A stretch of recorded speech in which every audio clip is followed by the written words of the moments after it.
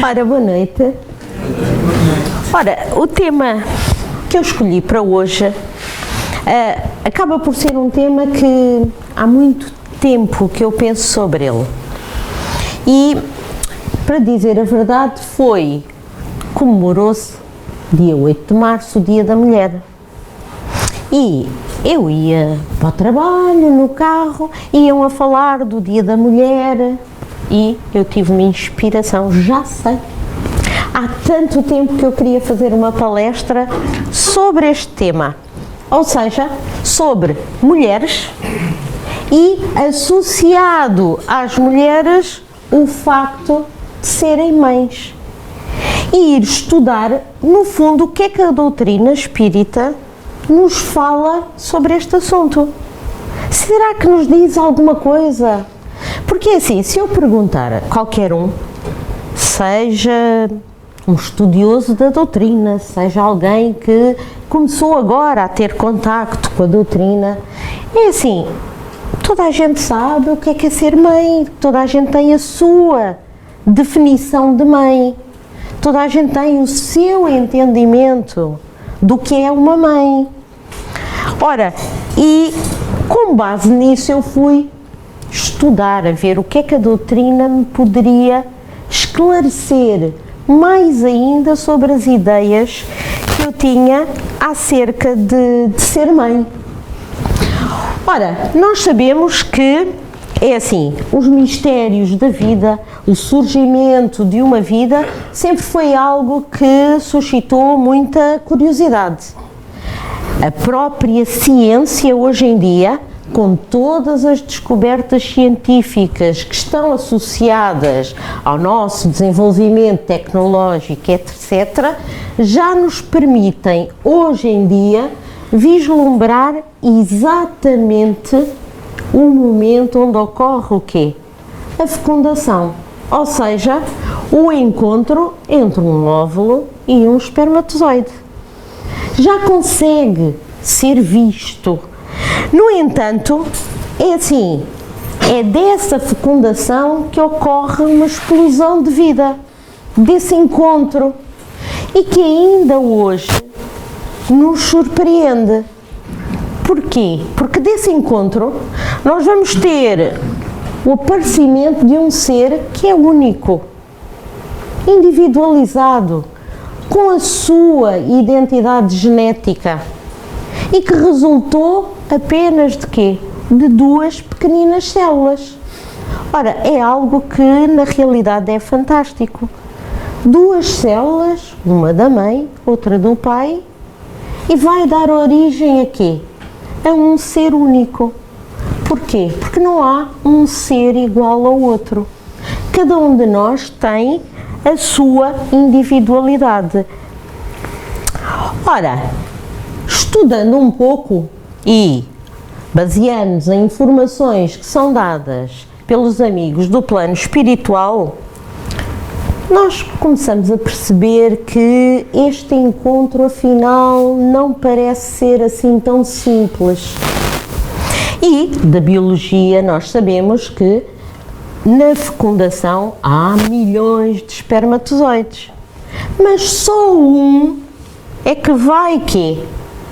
Só um é que vai fecundar o óvulo.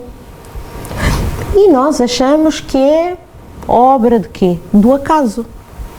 Mas os amigos espirituais dizem-nos que não é bem assim obra do acaso. Que esse espermatozoide que vai fertilizar esse óvulo acaba por ser aquele que tem as características todas necessárias para desenvolver o plano reencarnatório do espírito que vai nascer. Ou seja, não é pura e simplesmente um acaso ser aquele espermatozoide em particular.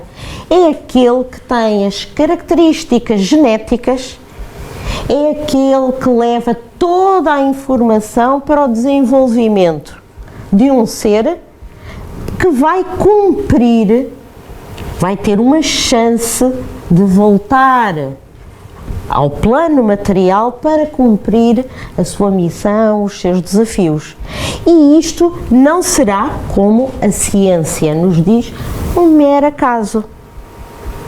Há um pressuposto por detrás deste encontro entre as duas simples células, porque há inúmeros fatores que vão condicionar o quê? O retorno de um espírito ao plano material. E para investigar isto, o homem ainda não desenvolveu os microscópios, os instrumentos adequados para saber o quê? Exatamente o porquê.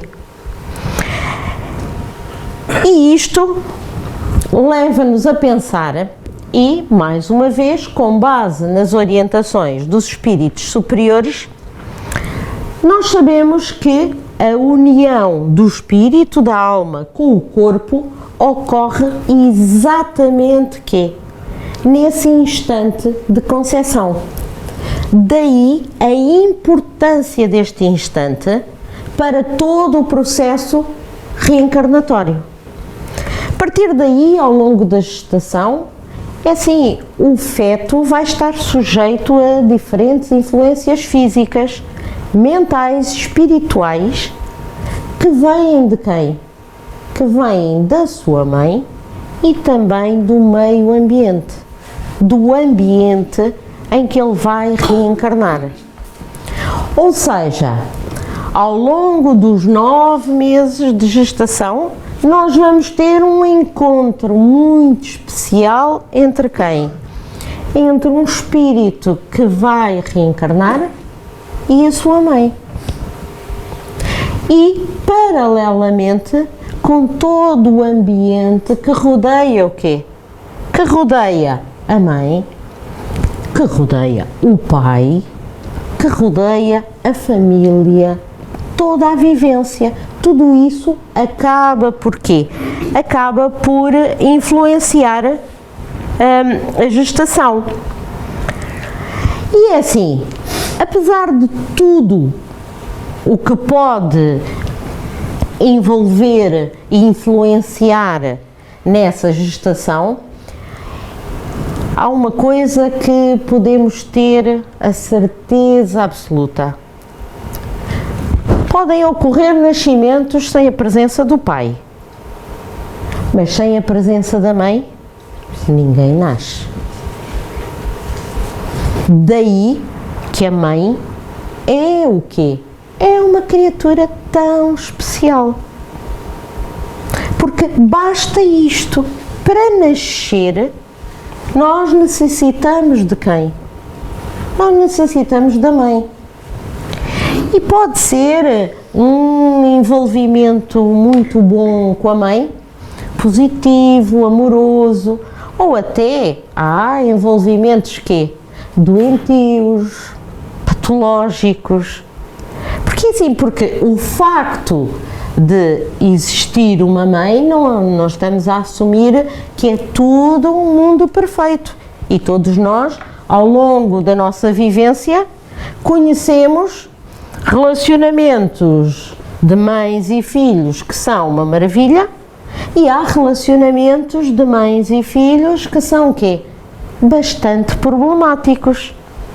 E vamos ver então o que é que também a doutrina nos explica acerca disso. Mas, independentemente do relacionamento, mãe é uma criatura especial e será sempre alguém especial. Daí que a relação entre a maternidade e o espiritismo acaba por ser uma relação extremamente bonita e profunda. E se formos ao livro dos Espíritos, aquele livro que nos dá resposta a tudo o que a gente queira saber, conseguimos encontrar resposta para isso no livro dos Espíritos. Na questão 820, Kardec perguntou aos Espíritos: A fraqueza física da mulher não a coloca naturalmente sob a dependência do homem? Ao que os espíritos responderam: a força a que um sexo Deus concedeu é para que proteja o outro, não para que o escravize. Deus apropriou o organismo de cada ser às funções que lhe cumpre desempenhar, tendo dado à mulher menor força física. Deu-lhe, ao mesmo tempo, maior sensibilidade, apropriada à delicadeza das funções maternais e à fragilidade dos seres que lhe são quê? Confiados para cuidar. Por isso, aqui, extravasando um bocadinho para além da maternidade, até conseguimos, e a doutrina explica-nos, que não faz sentido nenhum tratar o quê? Mal as mulheres, a violência contra as mulheres. Porquê? Porque nós somos espíritos reencarnados e no livro dos espíritos também nos é dito que podemos reencarnar como mulheres, podemos reencarnar como o quê? Como homens. Portanto, a fragilidade associada ao sexo feminino é no fundo uma bênção de Deus, que apesar de não ter tanta força física, acaba por ter o quê? Outras qualidades, a sensibilidade, o amor maternal. E continuando, diz-nos, pergunta ainda na questão 821, as funções a que a mulher é destinada pela natureza terão importância tão grande quanto as deferidas ao homem? E os espíritos foram bastante claros. Sim, maior até. É ela quem lhe dá as primeiras noções da vida. Ou seja, o papel da mulher é realmente um papel que é extremamente importante e deve ser em todos os instantes que valorizados. Ao longo dos tempos, é assim, as próprias sociedades vão evoluindo e o papel da mulher perante a sociedade está a evoluir. Se compararmos aqui há 100 anos atrás, o que é que já não evoluiu? Já evoluímos até ao ponto em que há igualdade e é perfeito? Não, mas também ainda estamos o quê? Num mundo de provas e expiações, onde todos nós estamos quê? A evoluir, todos nós estamos a aprender. E, indiscutivelmente, a doutrina dá-nos esta resposta, que não devemos quê? Não devemos desvalorizar ninguém, homem ou mulher. Somos todos espíritos em aprendizagem e, como tal, devemos valorizar todos. E na questão 890, então Kardec faz uma pergunta realmente já mais direcionada para quê? Para a resposta de o que é ser mãe, segundo a doutrina espírita. E, no fundo, ser mãe é auxiliar outro espírito na sua caminhada evolutiva, contribuindo e assumindo uma corresponsabilidade com o Criador. Ser mãe é uma oportunidade que Deus nos dá e que nós aceitamos para quê? Para ajudar, para promover a evolução de um espírito. E na questão 890 pergunta, será uma virtude o amor materno ou um sentimento instintivo comum aos homens e aos animais? Ao que os espíritos nos respondem, é uma e outra coisa. A natureza deu à mãe o amor aos seus filhos Para quê? Para o interesse da conservação deles. Nos animais, esse amor é apenas em relação às necessidades materiais.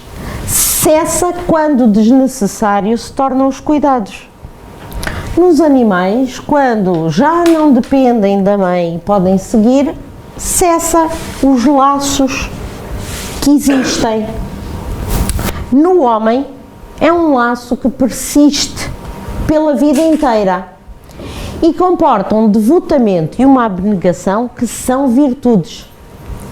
E diz-nos ainda, sobrevive mesmo à morte e acompanha o filho até ao além-túmulo.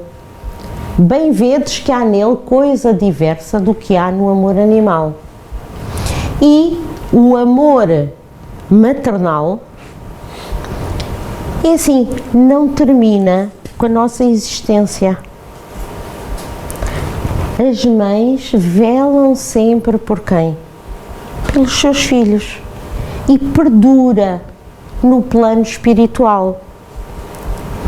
Em muitas reuniões mediúnicas, quando os espíritos se manifestam e vêm mais infelizes, com mais problemas, muitas vezes o processo de cura desses espíritos, o avanço conseguido é à custa de quem? Da presença das suas mães e do amor que surge, esse amor incondicional que existe.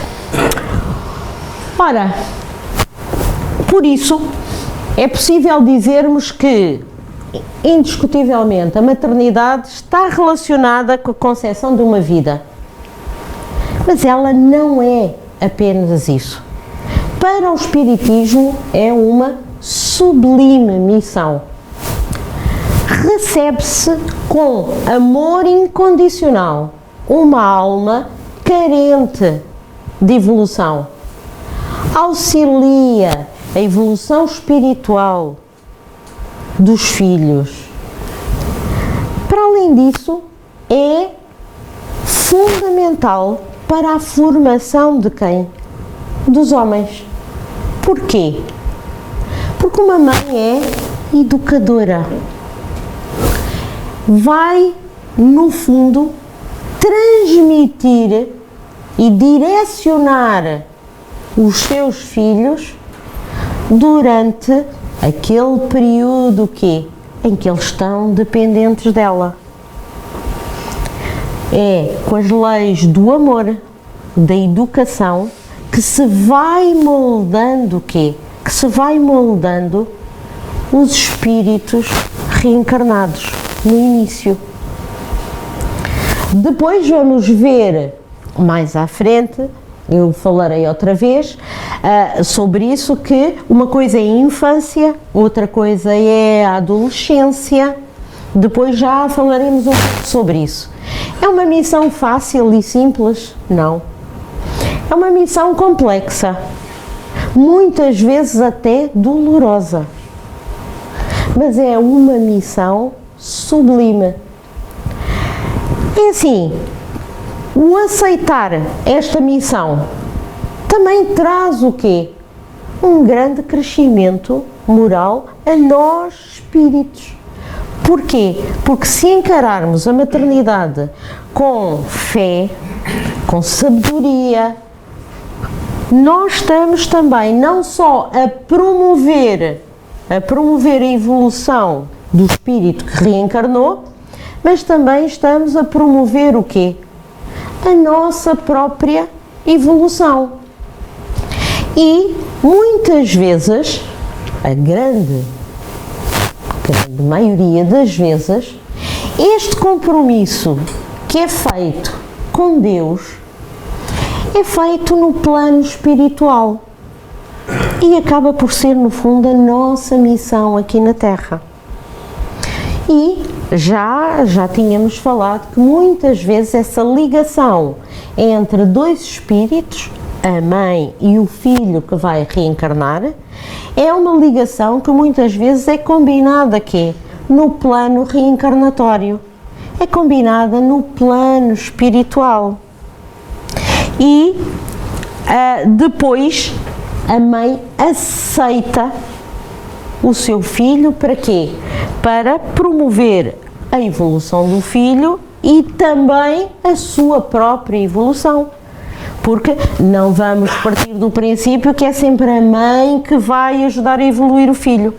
Quantas vezes não será o filho que vai nascer no seio daquela família para quê? Para fazer evoluir os pais. A missão tanto pode ser da parte dos pais como pode ser da parte de quem? Dos filhos. É para os dois sentidos. O plano reencarnatório a gente não o conhece, mas estas coisas são combinadas no plano espiritual. E são coisas naturais. Todos nós temos mães, muitas vezes somos mães e por vezes não valorizamos o amor que existe nesta palavra e neste ato. Não valorizamos. E as mães, é assim, quando nascem aqueles seres pequeninos, frágeis, emanam um sentimento, algo de muito, muito profundo, o tal amor incondicional. E assim, e as mães sacrificam-se por tudo. É quando choram, é noites infindáveis sem dormir, é as preocupações, enquanto se está a amamentar durante a gravidez, não posso comer isto porque senão ele não fica bem. Muitas vezes coisas que fazíamos, abdicamos de fazer, porque o foco e a dedicação vai para aquele pequeno ser indefeso que nos foi dado por Deus e que gera em nós um amor único, indescritível. E com tudo isto, é assim, no fundo, se nós pensarmos, de todos os amores, o amor materno é aquele que mais se aproxima da divindade, daquilo que foram os ensinamentos de Jesus. Servir sem desejar ser servido. Uma mãe serve espontaneamente. E muitas criaturas nascem sem pai. Toda a gente precisa da mãe. E não estou aqui a assumir uma mãe como sendo unicamente a mãe biológica. Porque há tantas mães por aí pelo nosso mundo que não são as mães biológicas, que cuidam dos sobrinhos, que cuidam de crianças que apareceram na vida delas como se fossem filhos. Ou seja, lá está o tal amor, a tal sensibilidade que vem associada aqui ao espírito feminino, o amor natural que vem associado à fragilidade da mulher. Por isso, a maternidade é sem dúvida uma missão. E muitas vezes é assim, a maior ligação, por muito que o pai seja extremamente importante e a paternidade também é uma missão, mas a ligação à mãe é sempre uma ligação quê? Maior. E André Luiz, no livro Missionários da Luz, que eu espero que vos suscite a curiosidade de ler, André Luiz explica muito bem o contacto. Ele conta um caso de um plano de reencarnação e conta o contacto que houve do espírito que iria reencarnar com a mãe, com o pai. Normalmente a mãe aceita essa reencarnação. É tudo combinado no plano espiritual. E depois, no instante da concepção, ou seja, que o Espiritismo nos diz que é quando o espírito reencarna, nesse instante existem aproximações que se vão manter durante quê? Durante 9 meses, uma aproximação muito grande entre quem? Entre o espírito que vai reencarnar e a mãe. E essa programação, é assim, nós não a conhecemos, mas é aqui que nós podemos dizer que se forem espíritos simpáticos, é natural que seja uma gravidez que mais calma, uma gravidez mais serena. São espíritos simpáticos que se vêm apoiar uns aos outros. Mas isto não é uma regra. E muitas vezes são espíritos que têm que resolver diferenças, problemas entre si. E aí já serão espíritos que vêm para resolver coisas de outras existências. É aí que temos, maioritariamente, aquelas relações pais-filhos mais conturbadas. Porquê? Porque Deus dá uma oportunidade de poderem quê? De poderem resolver esses problemas de vidas passadas. E então, ou conseguimos resolver, ou se não conseguirmos resolver, Deus não castiga. Voltamos para a próxima e havemos de resolver o quê? Da próxima vez. Nada está nunca perdido. Por isso, mas muitas vezes também há a repulsa pela maternidade. E no Livro dos Espíritos, Kardec perguntou: estando na natureza o amor materno, como é que há mães que odeiam os filhos e não raro desde a infância? Lá está a situação que eu tinha acabado de falar, que os espíritos explicam-nos, que às vezes é uma prova que o espírito do filho escolheu, ou uma expiação, se aconteceu ter sido mau pai. Se foi mau pai, se calhar vem expiar essa situação e vai ter uns pais que lhe vão fazer sentir aquilo que ele fez sentir a outros. Em todos os casos, a mãe má não pode deixar de ser animada por um mau espírito que procura criar embaraços ao filho, a fim de que sucumba na prova que buscou. Ou seja, mas isso tem tanto a ver com a maternidade como com qualquer outra coisa.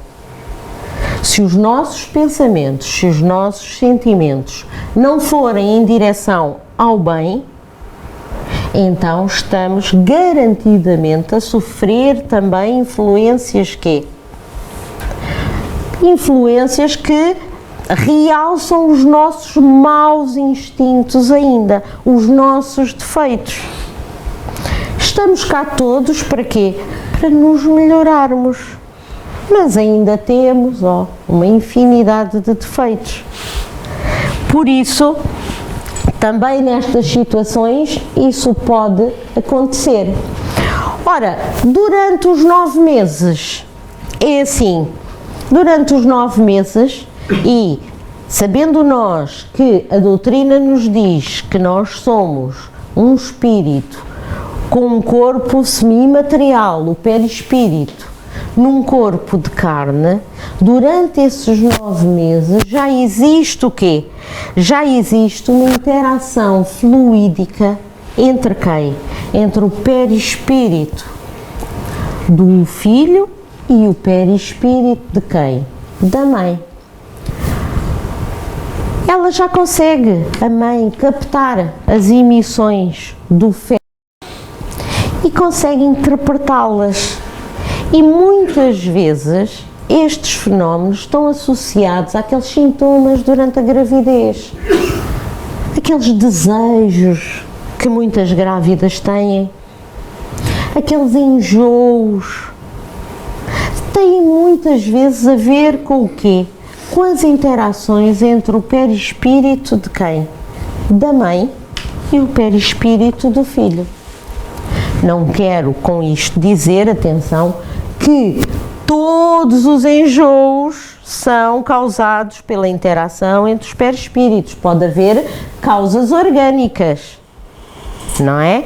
Mas, por vezes, também há causas daqueles sintomas da gravidez, porque nós sabemos que os espíritos nos influenciam e os perispíritos tão próximos uns dos outros acabam por quê?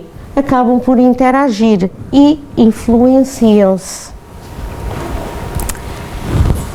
Ora, daí que não se costuma dizer que uma mãe sabe sempre quem é o seu filho e encontra-o sempre. Porquê?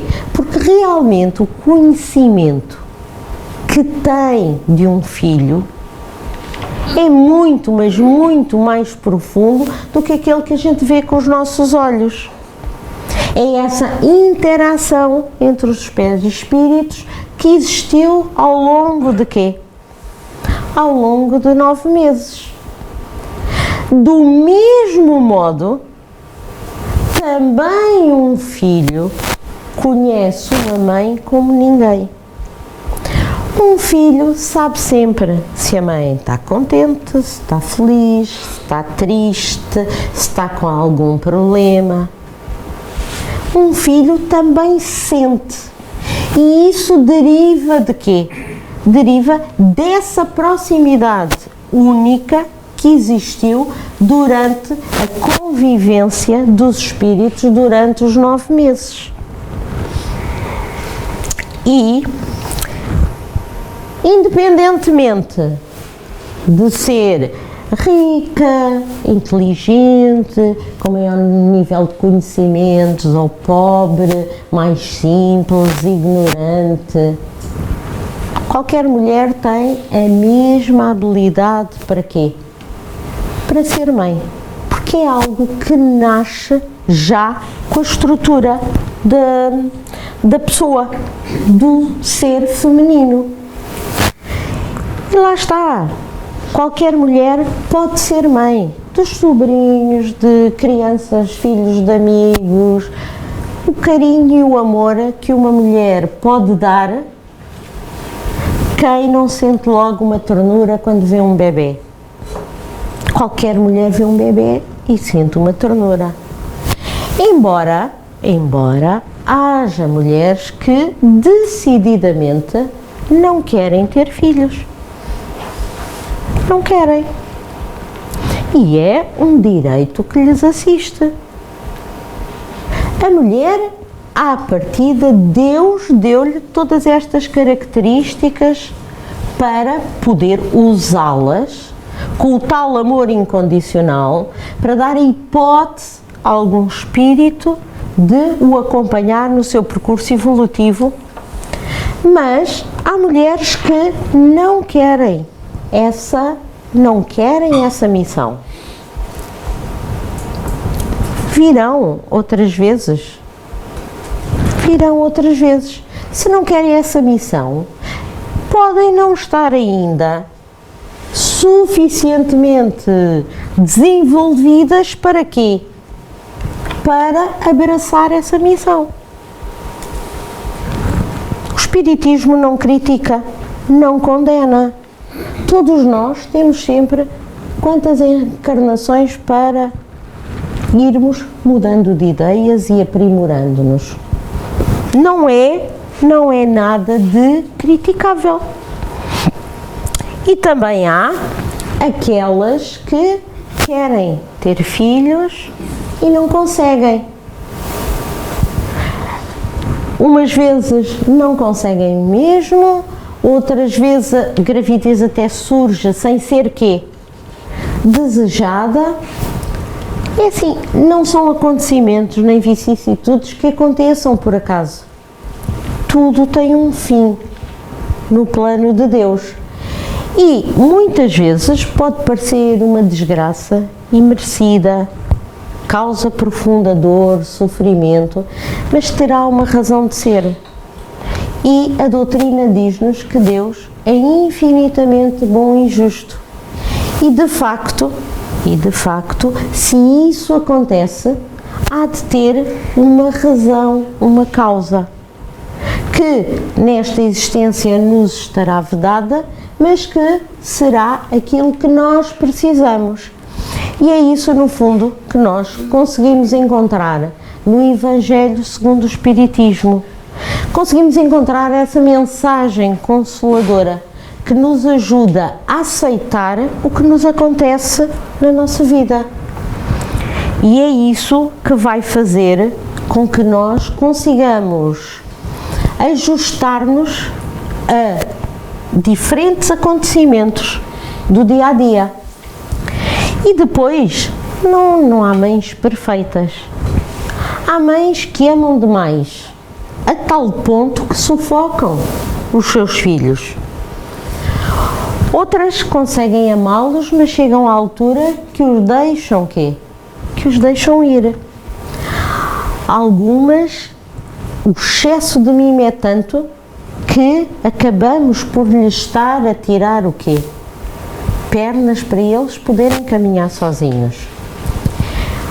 Há também aquelas que maltratam os filhos. E assim, a missão da maternidade é fácil? Não. É uma missão difícil e dolorosa. E muitas vezes acabamos por quê? Por falhar a missão. Vamos ter que vir cá resgatar em existências futuras. Porque a gente acha que está a fazer o melhor, mas é tão fácil, com o amor que a gente sente pelos filhos, nós projetarmos para eles aquilo que a gente quer que eles sejam. E isso não é a realidade. Não nos podemos esquecer que eles são espíritos individuais, com as suas características. E isso é assim, e isso tem que nos trazer esclarecimento na forma como nós atuamos perante a educação dos nossos filhos. Também no Evangelho segundo o Espiritismo nos explicam que muitas vezes aquelas agressões são espíritos que são estranhos uns aos outros, os tais espíritos antagónicos, não simpáticos, e que vêm fazer provas, expiações nesta reencarnação. Mas é assim, para os pais é uma bênção receber filhos, é uma oportunidade para desenvolvimento afetivo e espiritual, e é uma forma de corrigirmos muitas vezes também o quê? Erros de vidas passadas. Porque não somos só nós que aprendemos com os filhos, que os educamos, nós aprendemos muito também com eles. Para um filho reencarnar numa família é uma chance para vir quê? Aprender coisas novas, reaprender lições, aprender a criar vínculos afetivos mais saudáveis, que vão fazer parte de quê? Parte da sua vida. Ora, espíritos dos pais têm grande influência sobre o filho, não só depois do nascimento, mas muitas vezes também antes do próprio nascimento. Mas relações entre pais e filhos muitas vezes é uma prova, e se calhar é uma prova mais para quem? Para os pais do que para os filhos. Porque não nos podemos esquecer, os pais não sabem o que é que as crianças são, nem o que foram, nem o que é que vão ser.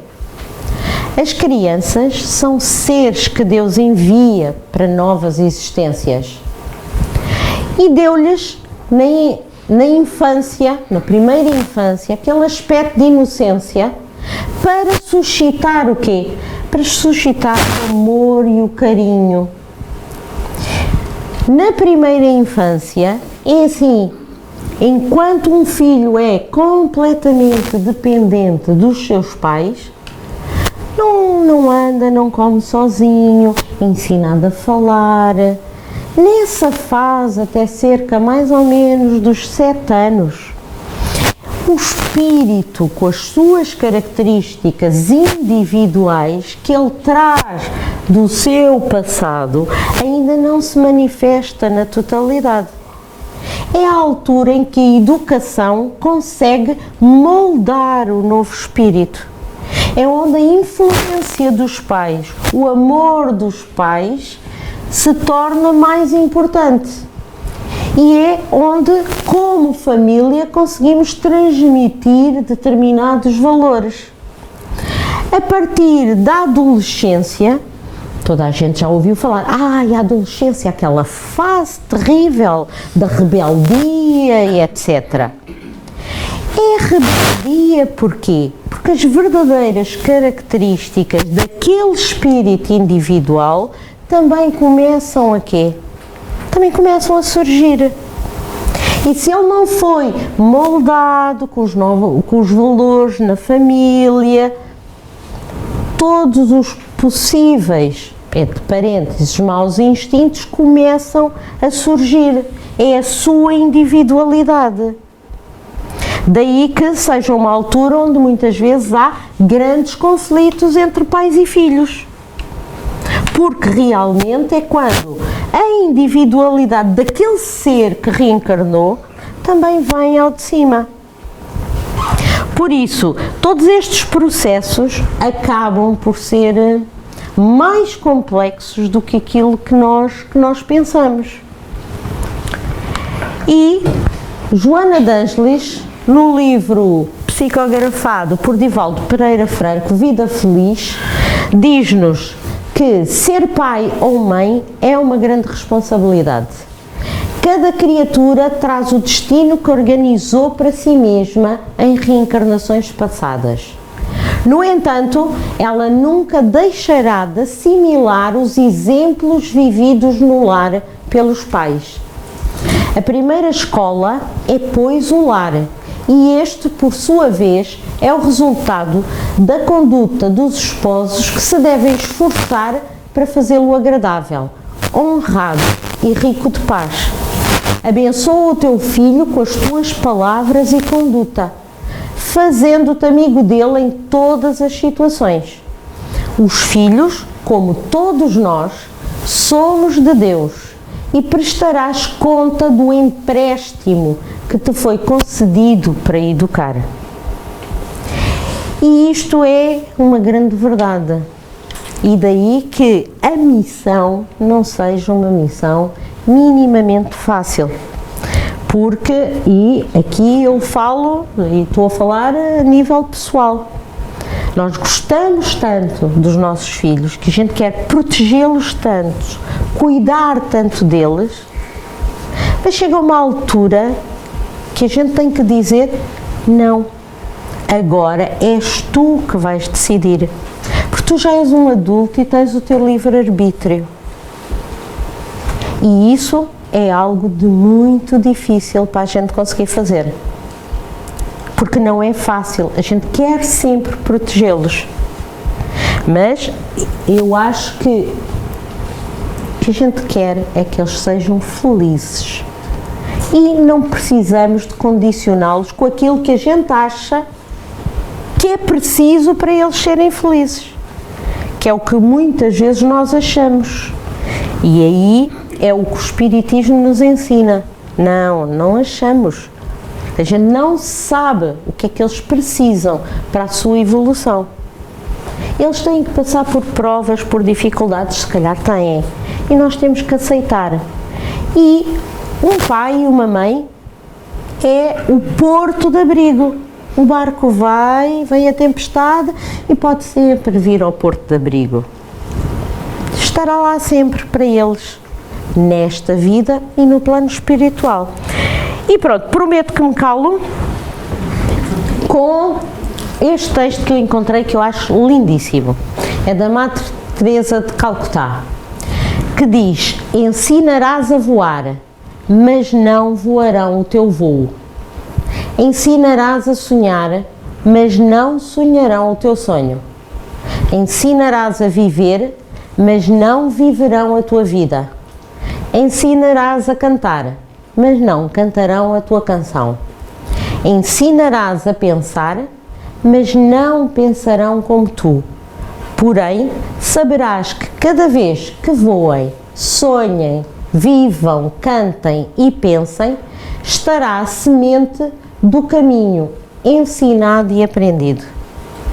E eu, com este texto que eu acho que é lindíssimo, termino e pronto, tenho só aqui